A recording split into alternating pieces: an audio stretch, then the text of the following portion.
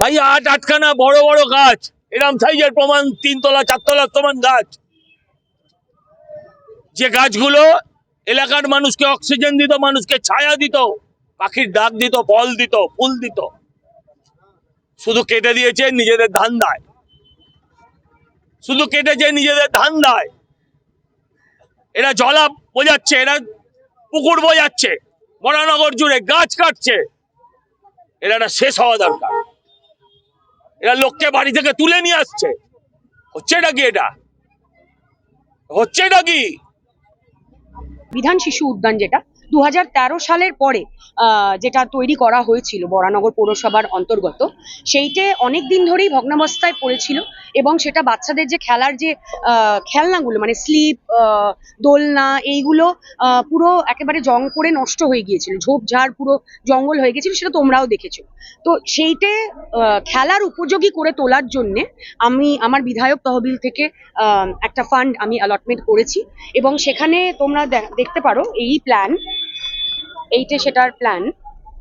এইখানে বাচ্চাদের খেলার প্রশিক্ষণ দেওয়া হবে এবং মেয়েদের, মহিলাদের এখানে সেলফ ডিফেন্স থেকে শুরু করে মার্শাল আর্টস থেকে শুরু করে ফ্রিতে প্রশিক্ষণ দেওয়া হবে।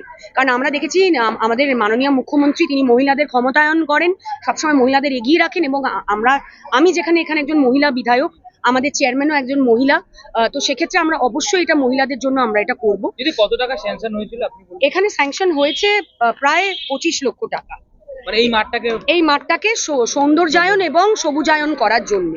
তো সেক্ষেত্রে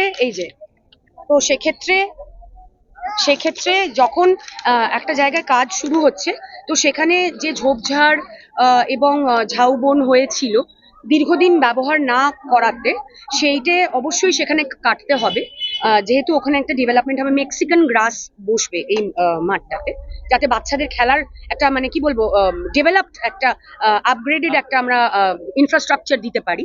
তো সেই জন্যই এটা উদ্যোগটা নেওয়া। এবং যেটুকু ঝোপঝাড় গাছ কাটা হয়েছে, যেটুকু ঝোপঝাড় কাটা হয়েছে তার চেয়ে বেশি ওখানে সবুজায়ন করাবো। কারণ আপনারা নিজেরাও কভার করেছিলেন, আমি বিধায়ক হয়ে আসার পরে আমি তরুস্তুতি ক্যাম্পেইন করেছিলাম, যেটা ক্লিন বরানগর গ্রিন বরানগর এই ট্যাগলাইন ছিল। তো যতগুলো ক্লাব আছে সবাইকে আমি গাছের চারা প্রদান করেছিলাম এবং সেটা যাতে তারা রক্ষণাবেক্ষণ করে সেটাও আমরা এনশিওর করেছি মনিটরিং করে। তো যেখানে গাছ কাটা হবে সেখানে আমি আগে গিয়ে দাঁড়িয়ে পড়ব, এখানে কারুর চিন্তিত হওয়ার কোনো বিষয় না। আমি বলবো যে আমরা যেটুকু জানি সন্তোষ মিত্র স্কোয়ারটাও কিন্তু খেলার মাঠই ছিল আগে, যেটা এখন দুর্গাপুজোর জন্য শুধু ব্যবহার করা হয়।